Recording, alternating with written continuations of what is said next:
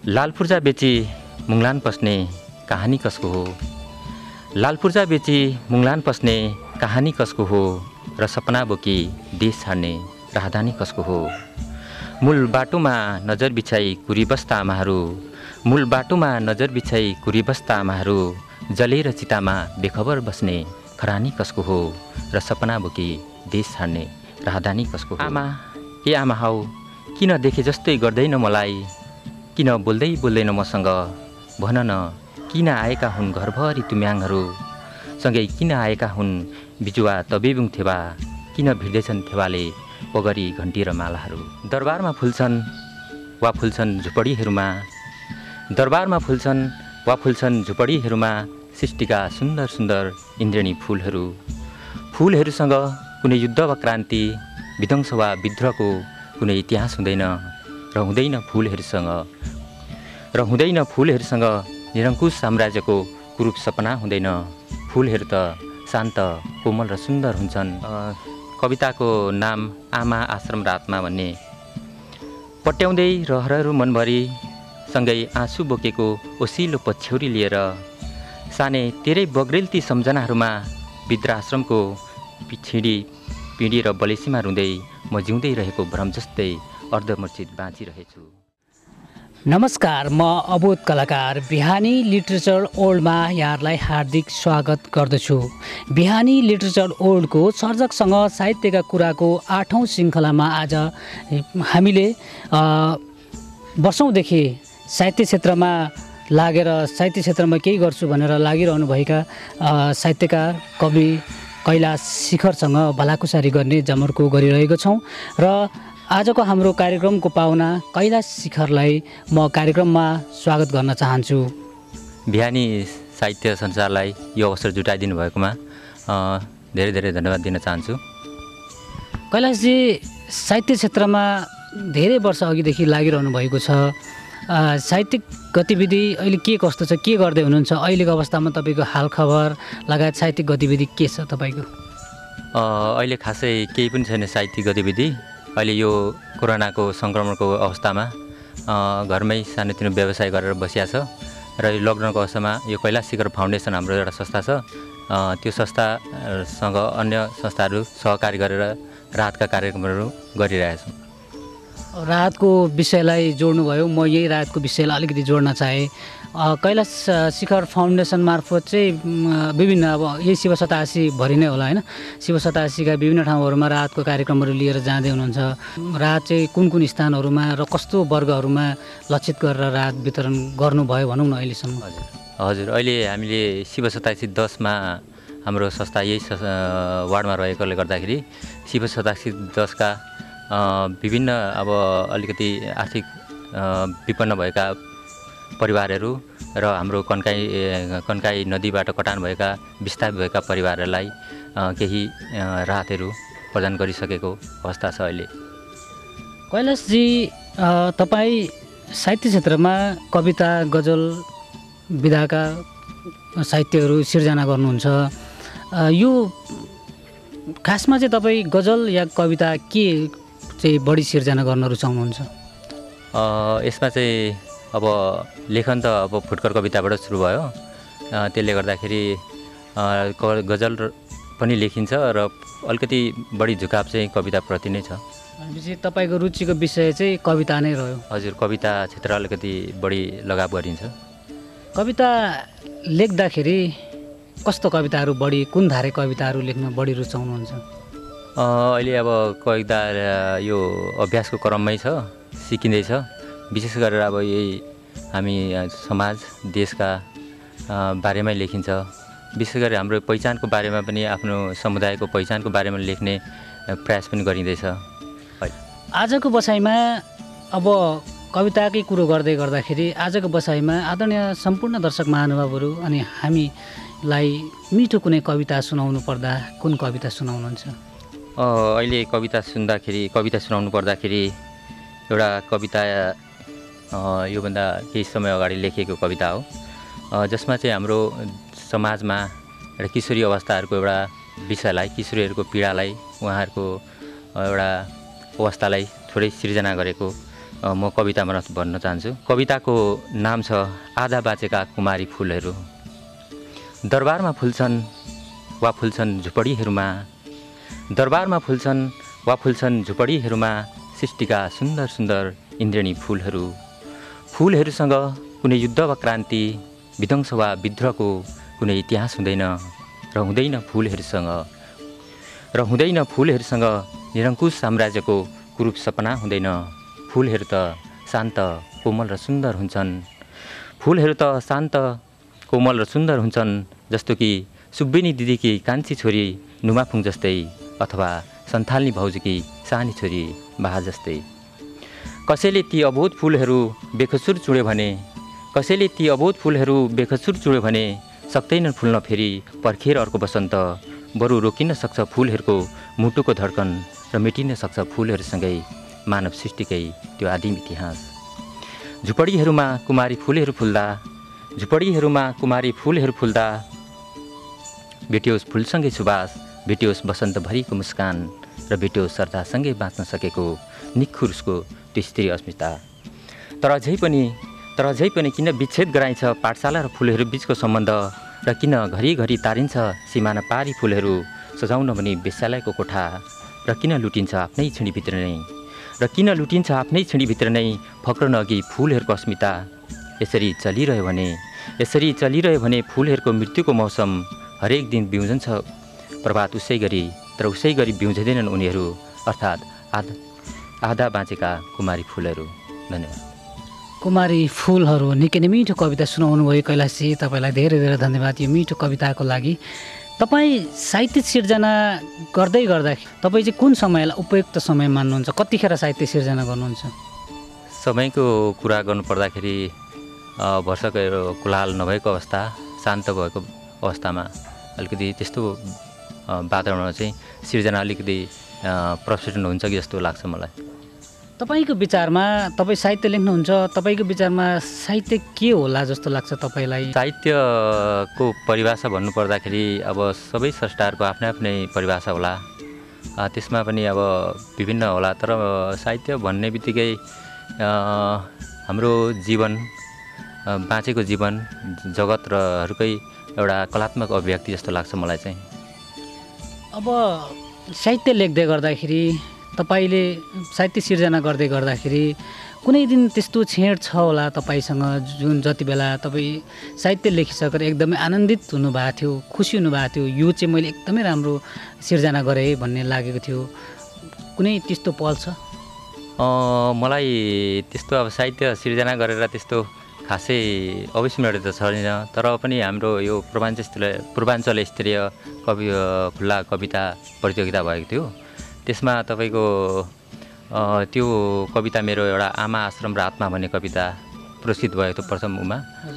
त्यति बेला चाहिँ साहित्य अलिकति लेखियो कि जस्तो पनि आफूलाई भान भएको थियो र त्यही होला अहिलेसम्म। अहिले हामीले त्यो जुन कविता, तपाईँको कविता पुरस्कृत भयो, त्यही कविता हामीले सुन्न रहर गर्दा, हामीलाई सुनाउनु पर्दा त्यो सुनाउन सकिएला। कविताको नाम आमा आश्रम र आत्मा भन्ने।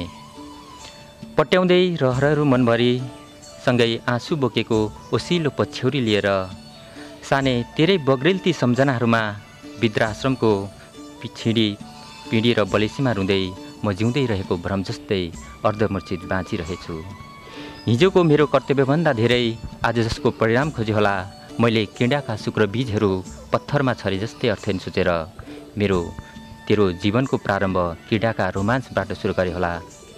मैले खाली जाँतो घुमे जस्तै रित्तो पेटको भरमा रसाउनै नसक्ने तारे भिर जस्तै छाती लिएर नाति तेरो मेरो स्तनको भार बढी ठाने होला। अझ तेरो तोते बोलीमा मैले व्यञ्जन वर्ण भरे जस्तै आजको तेरो विकसित मथिङ्गलमा सँग बराबर दाँच्न खोजे होला। त्यसैले त तेरो आधुनिक चेतनाको क्षितिजमा, तेरो विशालता र सम्पूर्णताको फैलावटमा आज म नटाएको हुन सक्छु। हेरसाने पीडाका एक भौचरसम्मसँग मेरो हृदयमा, तर कैफियत दिन अब केही नै बाँकी रहेर तँलाई, किनकि मेरो हृदयले जसलाई पुरै व्याख्या गर्न सक्दैन। र आज यिनै पीडाका रुन्चे झरीहरूले कहाँ उभानो बनाउन सकेको छ र मेरा नयनका बलेसीहरू। अत म आश्रमको निसासिँदो छिडीमा हरेक प्रहर लामो लामो श्वास ईश्वरप्रति चढाउँदै तिमीहरूको एउटा मृत्यु मागिरहेछु। तर घाम अस्ताए जस्तै सजिलो कहाँ हुँदो रहेछ र जीवनको अन्त्य। धन्यवाद। धन्यवाद छ यो मिठो कविताको लागि कैलाशजीलाई। कैलाशजी, हामी एउटा पुरानो कुरा पनि याद गरौँ। पहिले भित्ते पत्रिकाहरू गाउँ गाउँबाट प्रकाशन हुन्थ्यो अनि अहिलेको जस्तो मनोरञ्जनको लागि टिभीहरू थिएन, युट्युब च्यानलहरू थिएन। तर अहिले त प्रशस्त युट्युब च्यानलहरू टिभीहरू पनि छ होइन। त्यतिखेर मनोरञ्जनको एउटै मात्रै माध्यम भनेको पत्रिका नै हुन्थ्यो। त्यो बेला स्मरण गर्नुपर्दा कसरी गर्नुहुन्छ? हाम्रो बाल्यकालमै लगभग भनौँ हाम्रो अहिले पहिला 87 दाम गाविस थियो, अहिले शिवशासन नगरपालिकाभित्र पर्दछ। विभिन्न हवाई पत्रिकाहरू र ठाउँ ठाउँमा भित्ते पत्रिकाहरू पनि सञ्चालन भएका थिए अग्रज दाईहरूबाट। र त्यति बेला हामीले बिहानी भयो होइन, चेसुङ भयो, अन्यहरू चाहिँ अब पाठक समझ हुन पाइयो त्यसमा। तर त्यहाँ काम गर्न चाहिँ सकिएन। तर अब त्यति बेलाको एक किसिमको सञ्चार माध्यमहरू अहिले जस्तो विकसित भइसकेको थिएन। अति प्रेम हुन्थ्यो हवाई पत्रिकामा। आफ्नो पनि सृजनाहरू पठाइन्थ्यो, कहिले कहिले छापेर आउँदाखेरि एकदम हर्षित हुन्थ्यो। अब अहिले त्यो अवस्था रहेन। जस्तै कविता बाहेक अन्य कुन विधा लेख्न रुचाउनुहुन्छ? म अहिले आख्यानमा चाहिँ पसिसकेको छैन। आख्यान पढिन्छ तर लेखेको छैन। अहिले गजल कविताहरू नै, विशेष गरेर कविता नै हो। अब अहिले हामीले एउटा गजल सुनाइदिनुहोस् आदरणीय दर्शक महानुभावहरूलाई। मिठो एउटा गजल। एउटा गजल सुनाएँ मैले। यो चाहिँ हाम्रो अब समाजमा प्रत्येक घरमा जस्तो लाग्छ मलाई। अहिले आफ्नो बाध्यता हो अथवा व्यवस्था के हो, अब अहिलेको परिस्थिति त्यस्तै छ कि देशको प्रायः जस्तो युवाहरू अनि युवावर्गहरू वैदेशिक रोजगारको लागि जाने क्रमहरू हाम्रो समाजमा धेरै छ। त्यसलाई नै मैले कविता गजल मार्फत भन्न खोजेँ। लाल पूर्जा बेची मुङलान पस्ने कहानी कसको हो? लाल पूर्जा बेची मुङलान पस्ने कहानी कसको हो? र सपना बोकी देश छाड्ने राहदानी कसको हो? मूल बाटोमा नजर बिछाई कुरिबस्ता आमाहरू, मूल बाटोमा नजर बिछाई कुरिबस्ता आमाहरू, जलेर चितामा बेखबर बस्ने खरानी कसको हो? र सपना बोकी देश छाड्ने राहदानी कसको हो? वैंश बिक्ला श्रम बिक्ला उमेर छँदा मुङलानमा, वैंश बिक्ला श्रम बिक्ला उमेर छँदा मुङलानमा, केस पाक्दा फर्काइदिने जिन्दगानी कसको हो? र सपना बोकी देश छाड्ने राहदानी कसको हो? मझेरीमा भए जस्तै काठको ठुलो बाकसभित्र, मझेरीमा भए जस्तै काठको ठुलो बाकसभित्र भरिएर छोरो आउँदा नोक्सानी कसको हो? र सपना बोकी देश छाड्ने राहदानी कसको हो? लाल पूर्जा बेची मुङलान पस्ने कहानी कसको हो? धन्यवाद। धन्यवाद छ मिठो गजलको लागि कैलाशजीलाई। र कैलाशजी के छ, अहिलेसम्म के पुस्तकहरू, साहित्यिक पुस्तकहरू प्रकाशन गर्नु भएको छ कि छैन? यो प्रश्न चाहिँ मलाई प्राय अब यस्तो भलाकुसारीमा प्राय सोध्नुहुन्छ। अहिलेसम्म चाहिँ कृति प्रकाशनको विषयमा चाहिँ मैले सामान्य सोच चाहिँ बनाएको छु। तर तत्कालै कृति नै प्रकाशन गर्ने भन्ने समय चाहिँ अहिले भएको छैन जस्तो लाग्छ आफैलाई पनि मलाई। अलिकति अब अभ्यास नै छौँ, अध्ययनमै छौँ, अलिकति साधना पनि चाहिन्छ होला।